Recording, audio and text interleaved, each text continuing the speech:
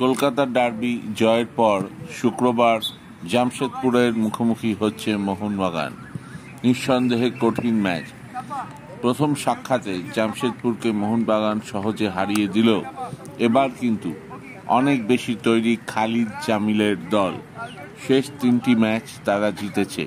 মুম্বাইয়ের মতো দলকে 3 গোল মেরেছে।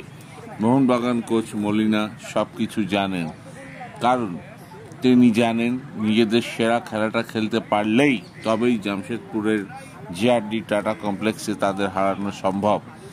মোহনবাগান জয়ের ধারা অব্যাহত রাখতে চায়। জামশেদপুরে বেশ কজন ভারতীয় এবং ফরেন ফুটবলার রয়েছে। এই ম্যাচেও মোহনবাগান পাবে না অনিরুদ্ধ থাপাকে এবং আশিককে। বাকি দিমিত্রি, স্টুয়ার্ট মোটামুটি সবাই ফিট।